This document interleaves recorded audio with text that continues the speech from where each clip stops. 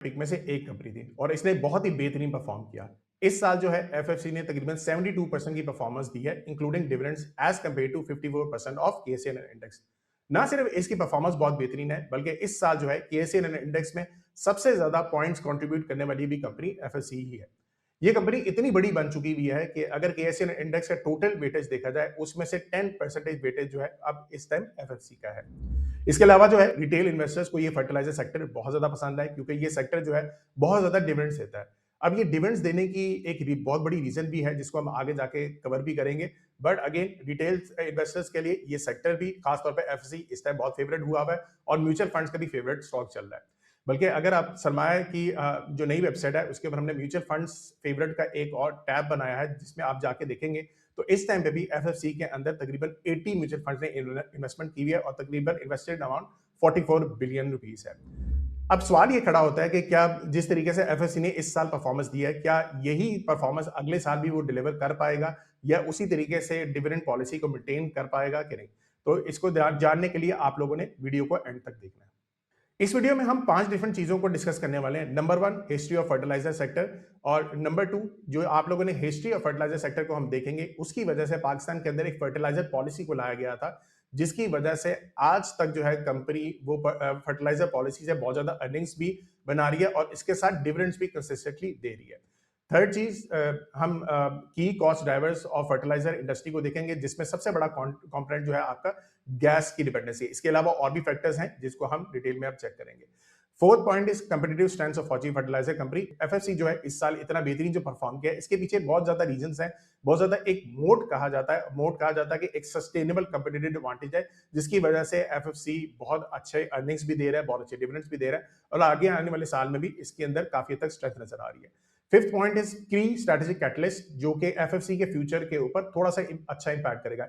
ये मैं आप लोगों को वो कैटलिस्ट बताऊंगा कि हो सकता है कि अगर ये इवेंट अच्छे तरीके से यूटिलाइज हो जाए तो एफएफसी के लिए बहुत अच्छा साबित हो सकता है और अगर ये इवेंट थोड़ा सा भी उल्टा चला जाए तो इसमें थोड़ा सा एफएफसी के ऊपर असर आ सकता है। एफएफसी की थोड़ी सी प्रोडक्ट्स की बात कर लें तो एफएफसी जो है इस टाइम पाकिस्तान की सबसे बड़ी यूरिया मैन्युफैक्चरिंग कंपनी बन चुकी हुई है। ये सोना यूरिया बनाते हैं जो हाई नाइट्रोजन फर्टिलाइजर काउंट होता है। फिर उसके अलावा सोना डायमोनियम फॉस्फेट बनाते हैं जो कि पहले एफएफसी जो है इंपोर्ट किया करता था, अब इसको इंपोर्ट करने की जरूरत नहीं पड़ती क्योंकि इसने पिछले साल जो है एफएफबीएल के साथ मर्जर कर लिया है।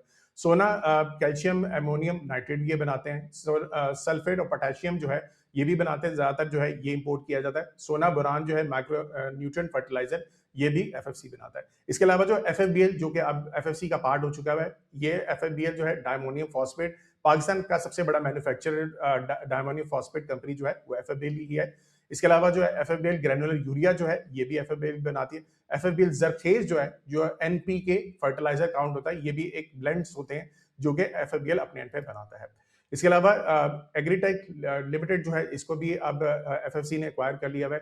इसमें तकरीबन जो मेजर कंपोनेंट है वो यूरिया का है। हाई नाइट्रोजन फर्टिलाइजर भी बनाते हैं ये और इसके अलावा एक बहुत इंपॉर्टेंट प्रोडक्ट बनाते हैं जिसको कहते हैं सिंगल सुपर फॉस्फेट एसएसपी कहते हैं। इस टाइम पे एग्रीटेक की जी ये वाली प्रोडक्ट है इसकी काफी हद तक डिमांड क्रिएट हो चुकी है मार्केट में जिसकी वजह से इनके रेवेन्यूज बहुत अच्छे तरीके से ग्रो कर रहे हैं। पाकिस्तान प्राइमरी एक एग्रीकल्चर कंट्री है और एग्रीकल्चर कंट्री होने की वजह से गवर्नमेंट की बहुत ज्यादा इंसेंटिव इस सेक्टर के ऊपर होता है कि किसी तरीके से जो किसान है या गरीब लोग हैं उनको कोई ना कोई हम बेनिफिट दे सकें जिसकी वजह से हमारे पाकिस्तान के अंदर कोई एग्रीकल्चर के आउटपुट जो है वो अच्छे रहे।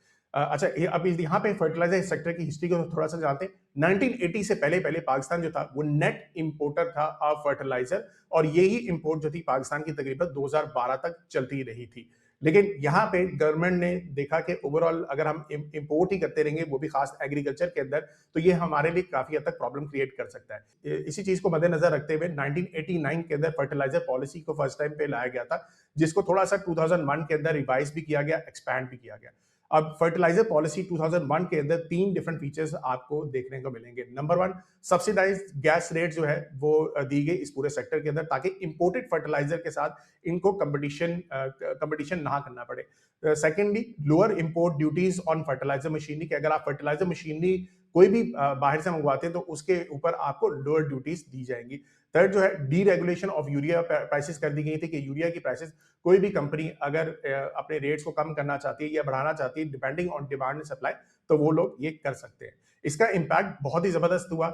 इसमें तकरीबन 10 ईयर कंसेशनल फीड गैस जो है इन कंपनीज को दी गई थी। इसके अलावा जो है लेटेस्ट जो प्लांट फर्टिलाइजर सेक्टर का बना था वो एंग्रो N1 बना था इन 2011, जिसमें तकरीबन 1.3 मिलियन टन का यूरिया ऐड किया गया था। इस टाइम पे तकरीबन पाकिस्तान के अंदर जो अब नेशनल यूरिया की कैपेसिटी मौजूद है वो तकरीबन 5.1 मिलियन से बढ़ के 6.4 मिलियन टन पे आ चुकी हुई है। ये चीज आप लोगों ने जेहन में रखनी है कि इस टाइम पे जितनी भी हमारी डिमांड है पाकिस्तान के अंदर वो तकरीबन इतनी ही है, जो कि अगले साल एक्सपेक्ट ये की जा रही है तकरीबन 6.4 मिलियन टन जो है हम इतनी ही डिमांड क्रिएट कर पाएंगे, इतनी ही हमारी लोकल सप्लाई इस टाइम मौजूद है। ठीक है, और यहाँ पे आप ग्राफ में देख भी रहे होंगे, क्योंकि ये पॉलिसी जैसे ही आई उसकी वजह से आपकी जो इंटरनेशनल यूरिया की प्राइसेस हैं और अगर आप लोकल यूरिया की प्राइसेस देखें तो लोकल यूरिया की प्राइसेस काफी हद तक कम है as compare to international prices, जिसकी वजह से कभी भी कोई मसला होता है, यहाँ पे कोई गैस की प्राइसेस बढ़ाई जाती है या कोई भी इशू आता है तो ये कंपनीज जो है सिंपल अपनी भी प्रोडक्ट की प्राइस बढ़ा लेती हैं और इजीली अपने जो कॉस्ट है वो अपने यूजर पे पास ऑन कर देती हैं और कंसिस्टेंट तौर पे अर्निंग्स ग्रो कर पा रही होती है। ठीक है, सो ये चीज को मद्देनजर रखते हुए आपको ये एक चीज को अंडरस्टैंड करना चाहिए कि गवर्नमेंट जब भी कोई इस तरह की आपको सब्सिडी देती है या रेगुलेशन के अंदर आपको हेल्प करती है तो अगेन इस सेक्टर को क्या करना होता है कि आपको थोड़ा बहुत बताना पड़ता है गवर्नमेंट को कि अगर हम एक्सपेंशन करना चाहेंगे या कोई भी सिनेरियो करना चाहेंगे तो गवर्नमेंट उस पर कड़ी नजर रखती है, बहुत अच्छे तरीके से देख रही होती है कि अगर अभी तो एक्सपेंशन की अगर हमें जरूरत नहीं है तो वो अलाउ नहीं करते, और अगर एक्सपेंशन की जरूरत नहीं पड़ेगी तो आप खुद सोच सकते हो कि जिसकी वजह से कंपनी जो भी प्रॉफिट्स वगैरह बना रही होती है उसको प्रॉफिट्स को डिविडेंड्स के तौर पे बांट देती है। यही एक रीजन है जिसकी वजह से आप देख रहे हैं कि इस पूरे सेक्टर के अंदर अभी तक जितना हमारी डिमांड है वो उतनी हमारी सप्लाई पूरी हो रही है, जिसकी वजह से कंपनी को एक्सपेंशन करने की जरूरत नहीं है और वो जितना भी पैसा होता है वो डिविडेंड्स के तौर पे बांट देती है।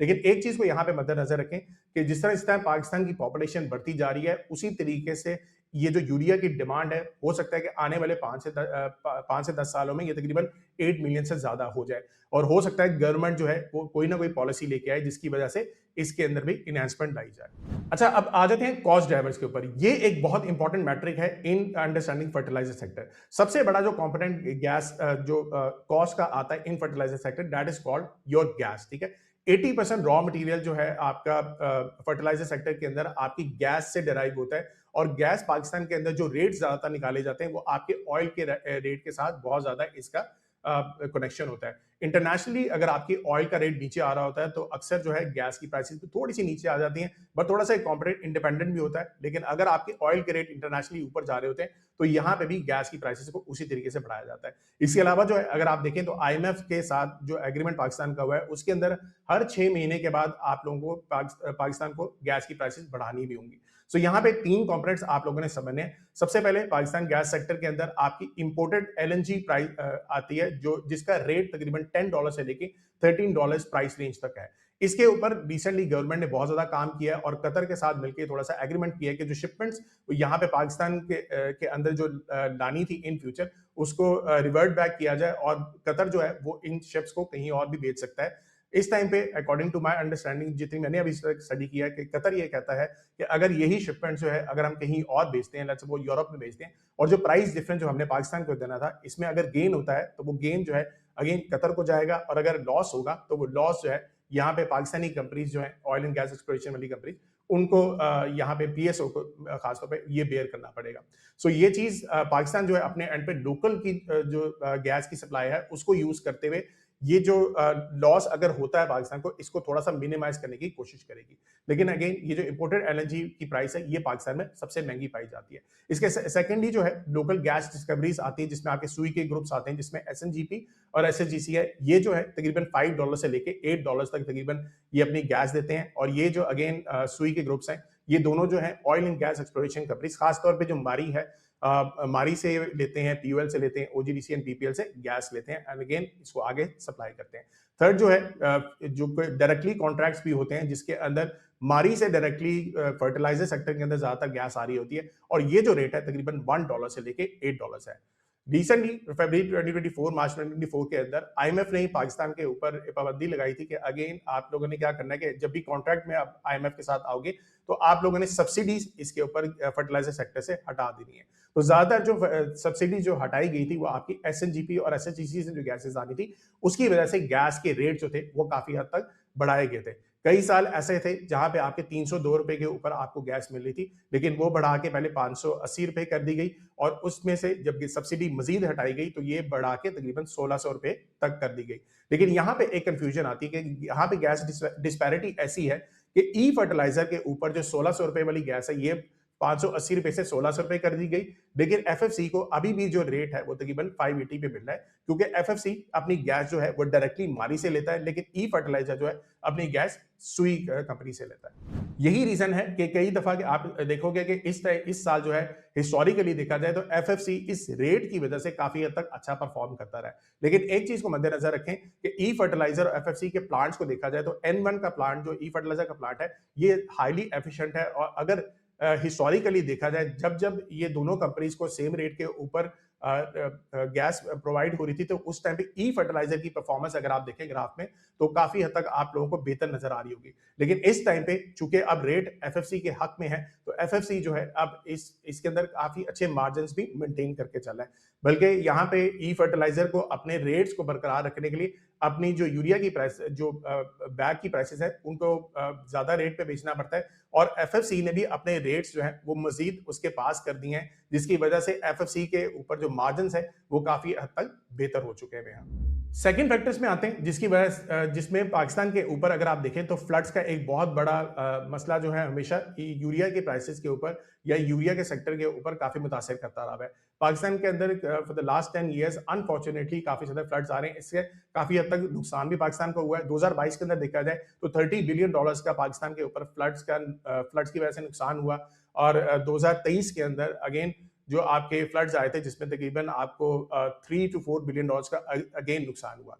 एक चीज यहाँ पे आप लोगों ने समझनी है कि जब भी यहाँ पे फ्लड्स आते हैं तो उसकी वजह से आपकी जो हार्वेस्टिंग होती है वो कम होती है। हार्वेस्टिंग कम हो तो उसके अगेन आपके जो एग्रीकल्चर आउटपुट होगा वो काफी हद तक आपका गिर जाता है। लेकिन एक चीज को मद्देनजर रखें कि जैसे ही ये आउटपुट आपका गिरता है उससे नेक्स्ट ईयर ही आपके जो एग्रीकल्चर जो यूरिया की जो कंपनीज हैं इनकी बहुत जबरदस्त टर्न अराउंड होता है, और उसके अगेन उनकी डिमांड क्रिएट होती है। यहाँ पे आप लोगों को स्क्रीन के सामने सारे नजर आ रहे होंगे 2015-16 में जब फ्लड्स आए उसके बाद अगेन एक बहुत जबरदस्त रिकवरी आई। एफएफसी और ई फर्टिलाइजर के रेवेन्यू भी बढ़े। Similar is the case for 2018-19, 2020-21 में भी, 2022-23, और इस दफा जो हमारे 2024-25 में देखा जा रहा है कि ये सिनेरियो जो हमारा लास्ट ईयर रहा था उसकी वजह से अब आने वाला साल जो है हो सकता है काफी जबरदस्त आपकी रिकवरी होगी। ये चीज को ध्यान में रखिएगा। ऑन एवरेज हमने देखा कि जब जब फ्लड्स आते हैं नेक्स्ट ईयर तकरीबन जो जीडीपी आपकी एग्रीकल्चर की ग्रोथ होती है वो तकरीबन 5% होती है। कंपनी का खुद भी कहना है कि दे आर एटलीस्ट एक्सपेक्टिंग कि तकरीबन अगले साल जो है 4.6% का इंक्रीज आएगा इन जीडीपी एग्रीकल्चर में। तीसरी मेन चीज जो है वो गवर्नमेंट सपोर्ट होती है। हमेशा से हम लोगों ने यहाँ पे जिक्र किया कि गवर्नमेंट सपोर्ट जो है हमेशा किसानों के लिए रही है, जिसकी वजह से बहुत ज्यादा फायदा जो है किसानों को भी मिला, और उसकी वजह से किसानों के पास ज्यादा इनकम ज्यादा आई तो उन्होंने उसके खर्चे भी किए, जाके ट्रैक्टर्स भी खरीदे, मजीद यूरिया भी खरीदा, डायमोनियम फॉस्फेट भी खरीदा, और ये बहुत ही अच्छा कदम होता है फ्रॉम पाकिस्तान गवर्नमेंट। लेकिन लास्ट ईयर जो है आईएमएफ के कहने की वजह से ये सब्सिडी को हटा दिया गया था, और उसकी वजह से एक बहुत बड़ा मसला आया। यहाँ पे आप ग्राफ देख भी सकते हैं। हिस्टोरिकली ये प्राइसेस जो हैं जो क्रेडिट डिस्पर्स किया गया था वो सारा यहाँ पे मेंशन है। सिर्फ लास्ट ईयर के अंदर जो है ये क्रेडिट डिस्पर्समेंट हटाई गई थी, उसकी वजह से एक बहुत बड़ा वीट का डिवेकल भी आया, काफी हद तक नुकसान भी हुआ, और दूसरी वजह से आप देखेंगे कि वीट की प्राइसेस जो है वो 5000 से गिरते हुए 2500 पे आ गई। एक तो रीजन ये बनती है कि आपकी वीट की प्राइसेस इस वजह से नीचे गिरी थी, लेकिन दूसरी रीजन ये थी कि इंटरनेशनली जो आपकी वीट की प्राइसेस थी वो भी 2022 में रशिया यूक्रेन की वॉर से काफी ज्यादा ऊपर जा चुकी हुई थी, जो कि नेक्स्ट एक दो साल में वो भी काफी हद तक नीचे आ रही थी। तो दो तीन कंडीशन साथ मिलने की वजह से एक बहुत ज्यादा बुरहान आया इन पाकिस्तान एग्रीकल्चर, और यही रीजन बनी जिसकी वजह से आपकी जो है वो ट्रैक्टर की सेल्स भी गिर गई थी, और यूरिया की जो परफॉर्मेंस है, यूरिया की जो सेल है वो भी काफी हद तक मुतासिर रही थी। इसके बाद हम चलते हैं एक और बहुत बड़ा इंपॉर्टेंट कंपोनेंट है जो कि बहुत ज्यादा ब्रोकर्स भी जिक्र करते हैं, वो है इन्वेंट्री पाइलअप। क्योंकि आपका जो अक्टूबर से लेके आपका दिसंबर का जो पीरियड होता है ये बहुत खास तौर पे आपका फर्टिलाइजर के पॉइंट ऑफ व्यू से बहुत अच्छा सीजन गुजरता है, और इसमें आपकी यूरिया की सेल बहुत ज्यादा होती है। तो यहाँ पे कंपनीज क्या करती हैं, कोशिश करती हैं कि अपनी जो इन्वेंट्री है वो थोड़ा सा यहाँ पे बढ़ा लें। लेकिन अक्टूबर के अंदर हुआ ये कि तकरीबन इतनी ज्यादा प्रोडक्शन कर दी गई कि तकरीबन ये 1.4 मिलियन टन तक आपका यूरिया की इन्वेंट्री पहुंच गई। अब ये इन्वेंट्री को सेल करना भी बहुत इंपॉर्टेंट होता है। तो कंपनीज ने क्या सोचा कि या तो गवर्नमेंट से सपोर्ट ली जाए और गवर्नमेंट से कहा जाए कि ये जो एक्स्ट्रा यूरिया है वो तकरीबन हम एक्सपोर्ट कर दें, या फिर दूसरा ये है कि हम कुछ डिस्काउंट दे दें, डिस्काउंट की बेसिस के ऊपर हमारा ये जो सेल है वो ज्यादा अच्छी हो जाए। द गुड थिंग इज कि जो नवंबर 2025 के पीरियड नंबर्स हमारे पास आए हैं वो बहुत ही इंकरेजिंग आए हैं, जिसके अंदर ये देखा गया कि पिछले साल की निस्बत अगर एफएफसी के यूरिया की सेल्स देखी जाए तो तकरीबन 38% का इजाफा है, और अगर ई फर्टिलाइजर की सेल्स में देखा जाए तो तकरीबन 39% का इजाफा है। और डायमोनियम फॉस्फेट की अगर सेल देखी जाए तो वो तकरीबन स्टैग्नेंट रही है एफएफसी की, लेकिन ई फर्टिलाइजर की जो है वो तकरीबन 17% उसमें कमी आई है। मंथ ऑन मंथ देखा जाए तो ये तकरीबन 1.3 टाइम्स जो है वो ज्यादा आपकी ज्यादा सेल हुई है इन यूरिया, और यही रीजन है कि जिसकी वजह से अब ये एक्सपेक्ट ये किया जा रहा है कि आपकी इन्वेंट्री का बहुत खास मसला नहीं आएगा और आने वाले साल के अंदर आपकी जो सेल्स है वो काफी हद तक अच्छी हो जाएगी। इसके बाद हम आ जाते हैं कि कंपिटिटिव एडवांटेज जो है एफएफसी के पास क्या है। उसकी एक बहुत बड़ी रीजन है कि एफएफसी अब इतनी एक बड़ी कंपनी बन चुकी भी है आफ्टर एक्वायरिंग और merger of FFBL last year in December 2024। इसके बाद से इस टाइम पे अगर आप देखा जाए तो तकरीबन एफएफसी का यूरिया की मार्केट के अंदर शेयर जो है वो तकरीबन 47% पे बढ़ चुका है, और डायमोनियम फॉस्फेट का जो मार्केट शेयर है वो तकरीबन 69% पे बढ़ चुका है। इसके अलावा जो है एफएफसी के टोटल जो कैपेसिटी है वो यूरिया के अंदर 3.3 मिलियन टन पे पहुंच गई है, और जो आपकी डायमोनियम फॉस्फेट की है वो तकरीबन 750,000 पे पहुंच चुकी हुई है। ये जब मर्जर हुआ उसके बाद जो है एक एफएफसी जो है जो पहले डायमोनियम फॉस्फेट को इंपोर्ट किया करता था, अब वो डायरेक्टली एफएफबीएल से लेता है, और इसकी एक बहुत बड़ी जो फायदा है वो अगेन एफएफसी के अंदर अदर इनकम के बढ़ना भी हो चुका है। इसके अलावा जो है अदर इनकम को देखा जाए तो तकरीबन इस साल तकरीबन 26.6 बिलियन की जो इसको अदर इनकम पिछले साल जो आई थी वो बढ़ के तकरीबन 34.4 बिलियन हो चुकी भी है। इसकी एक बहुत बड़ी वजह ये भी है कि एफएफसी जो है वो काफी इसने कंपनीज के अंदर एक्विजिशंस की हुई है। इस टाइम पे अस्करी बैंक को तकरीबन 65% एफएफसी होल्ड करता है। इसके अलावा जो है एग्रीटेक के अंदर 49% की इसकी होल्डिंग मौजूद है। थर एनर्जी के अंदर तकरीबन 30% मौजूद है, जो कि थर एनर्जी और थर नोवा जो है इस टाइम पे जो ये दो प्रोजेक्ट्स चल रहे थे वो अब इस टाइम कंप्लीट हो चुके हैं, और कहा यह जा रहा है कि आने वाले वक्त के अंदर भी इनकी जो डिविडेंड्स होंगे वो भी इस कंपनी को आएंगे। इसके अलावा एफएफसी एनर्जी के अंदर इसकी 100% की होल्डिंग है। Foundation wind energy part 1 and part 2 के अंदर भी तकरीबन इनकी 100% होल्डिंग्स मौजूद है। इसके अलावा Fauji freeze fresh and freeze limited, इसके अंदर 100% इनकी ओनरशिप है, और फौजी फाउंडेशन फौजी फूड्स जो है उसमें भी तकरीबन 82% की अर्निंग्स मौजूद है। इसके अलावा अगर फौजी फूड्स में देखा जाए तो पिछले साल की निस्बत जो एक जीएसटी का मसला कंपनी के ऊपर चला था वो अब काफी हद तक फूड सेक्टर के ऊपर इसका थोड़ा सा रिलीफ भी आ चुका है, और फूड सेक्टर का ये कहना भी है कि अगले 1-2 साल के अंदर जो खाने की डिमांड है और जो रेट की प्राइसेस है वो हो सकता है थोड़ी सी ज्यादा भी बढ़े, और जिसकी वजह से इस कंपनी को भी फायदा होने वाला है, और अल्टीमेटली इसका फायदा आपके एफएफसी के ऊपर जाएगा। एक चीज यहाँ पे मैं बताता चलूं कि आपके जो बैंक्स है, अस्करी बैंक है जो इसने पिछले 1 साल के अंदर काफी ज्यादा डेवलपमेंट किया है, काफी हद तक ब्रांचेस खोली हैं, जिसकी वजह से उनका कॉस्ट टू इनकम जो है वो काफी हद तक बढ़ चुका है, और इनके डिपॉजिट भी काफी हद तक थोड़े से नीचे हैं। तो मैं एक्सपेक्ट ये कर रहा हूँ कि अगले साल जो है अस्करी बैंक जो है इसके थोड़े से जो डिविडेंड्स के तौर पे हो सकता है कि या तो ये पिछले साल की निस्बत जितने बना दिए हैं उतने यहाँ होंगे, या उससे थोड़े से निस्बतन कम आएंगे। तो यहाँ से थोड़ी सी हिट आ सकती है, लेकिन यही हिट जो है आपकी फूड वाले सेक्टर से शायद दोबारा से रिकवर भी हो जाए। इसके अलावा एक और बहुत बड़ा फायदा यह है कि एफएफसी की बहुत जबरदस्त डीलर नेटवर्क है। तकरीबन इनके पास 3500 प्लस डीलर्स हैं अक्रॉस ऑल द कंट्रीज। इसके बाद लॉजिस्टिक्स में चले जाएं तो 128 वेयर हाउसेज इनके तकरीबन 30 रीजन्स में अवेलेबल हैं। 63 सेल्स डिस्ट्रिक्ट्स इनकी ऑलरेडी अवेलेबल हैं। फिर इसके बाद इनकी सुपीरियर लॉजिस्टिक्स एडवांटेज भी है, जिसके अंदर इंपोर्ट डिपेंडेंट प्लेन्स जो है वो भी इनके पास मौजूद है। और करंटली जो है गवर्नमेंट ने बहुत ज्यादा फोकस ये करवाया है कि आप डायरेक्टली B2C एक काम करें कि आप डायरेक्टली जो फार्मर्स हैं उन तक जाएं, और डायरेक्टली आप जो इंटरमीडिएट जो होते हैं उनसे आप जान छुड़वाएं। तो इस टाइम जो है कंपनी बहुत ज्यादा काम कर रही है। 115 सोना सेंटर्स और ऑलरेडी इन्होंने सितंबर 2025 में बना दिए हैं, और तकरीबन 270 डायरेक्ट सेल्स आउटलेट ये बनाना चाह रहे हैं मार्च 2026 तक। अगर ये काम हो जाता है तो इससे काफी हद तक जो फायदा है वो आपकी कंपनीज के ऊपर भी आएगा। इसके अलावा एक दो डेवलपमेंट्स और भी चल रही हैं, जिसके अंदर जो थर्ड कोल का आप देख रहे होंगे कि इस टाइम कंपनी के वहां पे भी बहुत ज्यादा स्टेक्स मौजूद हैं, and they are building on के थर्ड कोल गैसिफिकेशन के ऊपर काम किया जाए, जिसकी वजह से जो आपकी कॉस्ट है वो काफी हद तक कम होगी। लेकिन खैर ये एक बहुत बड़ा प्रोजेक्ट है, ये आगे चलने वाले टाइम में कुछ टाइम इसको लगेगा। जिसकी वजह से अभी थोड़ा सा इसके ऊपर हमें वेट करना पड़ेगा। दूसरी चीज एक बहुत बड़ी इंपॉर्टेंट ये है कि जो रिसेंटली मारी की कुछ फील्ड डिस्कवरीज हुई थी, जिसके अंदर गिरेज और शावाल के अंदर कुछ डिस्कवरीज पाई गई थी, इसकी जो गैस एलोकेशन है वो ये गवर्नमेंट कोशिश कर रही है कि फर्टिलाइजर सेक्टर को ये दी जाए, और जिसकी वजह से आपकी जितने भी एग्रीटेक, खासतौर पे एजीएल, फातिमा फर्टिलाइजर और जो एफएफसी के कुछ प्लांट्स हैं, उनको जो आरएलएनजी के अंदर जो रेट ज्यादा मिल रहा था वो अब थोड़ा सा सस्ता मिल पाएगा, और जिसकी वजह से इधर भी इनकी इंप्रूवमेंट इन कॉस्ट आ सकती है। अब हम लास्ट बात कर लेते हैं, जो वो वाला फैक्टर, वो वाला कैटलिस्ट जो मैं आप लोगों से डिस्कस कर रहा था कि अगर ये इंपैक्ट हो जाता है तो आपकी कंपनी के ऊपर बहुत अच्छा इंपैक्ट आ सकता है, and that is agritech limited. AGL जो है लास्ट ईयर एफएफसी ने एक्वायर कर ली थी, और इसके ऊपर काफी हद तक मसले चल भी रहे थे। एक प्रॉब्लम तो ये है कि इनके ऊपर बहुत ज्यादा कर्जा था, जो कि इन्होंने 2 साल पहले वन टाइम इसके ऊपर कन्वर्जन कर ली थी, और जो डेप्ट है उसको कन्वर्ट कर दिया टुवर्ड्स इक्विटी। तो इसकी वजह से जो है काफी हद तक इसके मसले मसाइल जो है एजीएल के सॉल्व तो हो गए थे, और इस साल फॉर द फर्स्ट टाइम जो है इन्होंने अपना प्रॉफिट भी शो किया। एक चीज यहां पे जेन में रखें कि दो एडवांटेजेस इस कंपनी को मौजूद है। नंबर वन, ये एक सिंगल सुपर फॉस्फेट के नाम से एक फर्टिलाइजर बना ऑफरिंग करती है, जिसकी काफी ज्यादा डिमांड इस टाइम क्रिएट हो चुकी भी है, और जितनी ज्यादा ये डिमांड क्रिएट होगी उतनी सेल्स में इजाफा होगा, जितना सेल्स में इजाफा होगा उतना प्रॉफिट भी कंपनी बनाएगी। दूसरी चीज जो है, यहाँ पे एक बहुत बड़ा कंसिस्टेंट प्रॉब्लम चल रहा था, जो स्टेबल गैस एग्रीटेक लिमिटेड को अक्सर नहीं मिलती थी, खासतौर पर जब सीजन का टाइम आता था तो इनको गैस की सप्लाई जो है वो काफी हद तक कम हो जाती थी या बंद हो जाती थी। अब गवर्नमेंट की काफी हद तक कोशिश है कि इसको थोड़ा सा रिकवर किया जाए और इसको थोड़ा सा बेहतर किया जाए। इसके अलावा एक और बड़ा फैक्टर ये है कि एजीएल को अगेन जो गैस के जो रेट है वो तकरीबन वही रेट मिल रहा होता है जो कि आपके ई फर्टिलाइजर को मिल रहा है, तकरीबन 1600 रुपीज।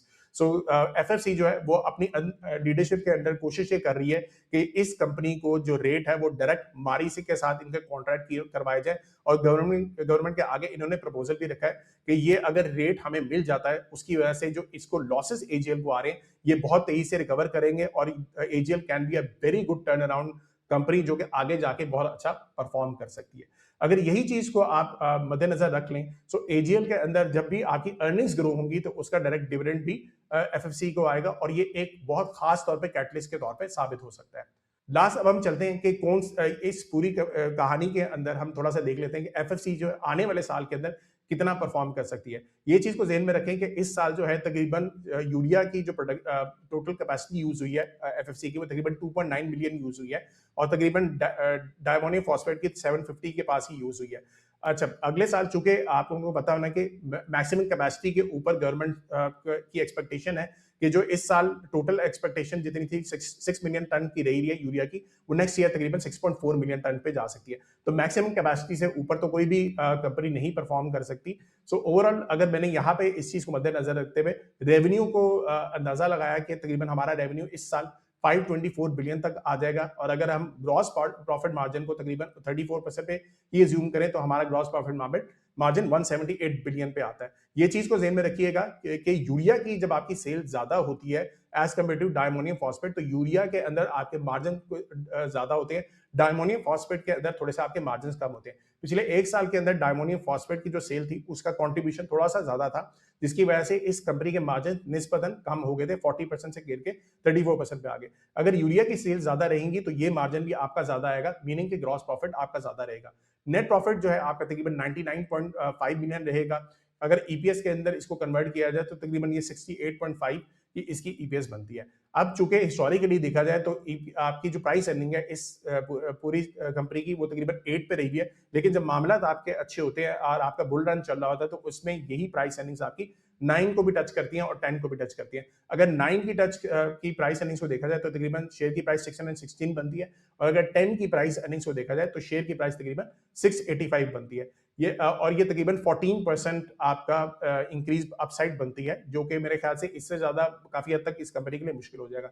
अगर यही चीज डिविडेंड हम इसके अंदर ऐड कर दें, जो कि एक्सपेक्टेशन ये है कि तकरीबन 55 तक ये डिविडेंड अगले साल तक दे देते हैं, तो आपकी जो टोटल अपसाइड वो बनेगी तकरीबन 24% तक जा सकती है। ये चीज ध्यान में रखिएगा कि गैस की प्राइसेस जो है वो आईएमएफ ने हर 6 महीने के बाद कहा है कि आप इंक्रीज करेंगे। जैसे ही गैस की प्राइसेस इंक्रीज की जाएंगी तो ये कंपनीज भी अगेन अपनी प्राइसेस को मजीद बढ़ा देंगी, क्योंकि अगेन अगले साल जो है आपकी डिमांड थोड़ी सी ज्यादा क्रिएट होने वाली है, आपके जो फ्लड्स है उससे रिकवरी भी होगी, और कहा यह जा रहा है कि आप मैक्सिमम कैपेसिटी तक भी तकरीबन आप यूज कर रहे होंगे। सो उसकी बेस के ऊपर आपकी अगर प्राइसेस बढ़ती हैं तो आपकी अर्निंग्स भी मजीद बढ़ेंगी, और फिर आपका अपसाइड जो है वो 24% से थोड़ा सा मजीद भी बढ़ सकता है। सो उम्मीद है कि आप लोगों को आज काफी ज्यादा वैल्यू मिली होगी, काफी ज्यादा डिटेल में हमने इसको डिस्कस किया। अब आप लोगों ने ये बताना है कि आप लोगों को इस तरह के एनालिसिस अगर आप पसंद आते हैं तो हम आगे भी कुछ कंपनीज के एनालिसिस करेंगे। नेक्स्ट कौन सी कंपनीज के एनालिसिस देखना चाहते हैं तो आप लोगों ने लास्ट भी कमेंट्स में देना है। चलिए नेक्स्ट टाइम मिलते हैं, मेरी तरफ से अल्लाह हाफिज़, सी यू गाइस नेक्स्ट टाइम। सरमाया.com, जहां हर फैसला बने सरमाया।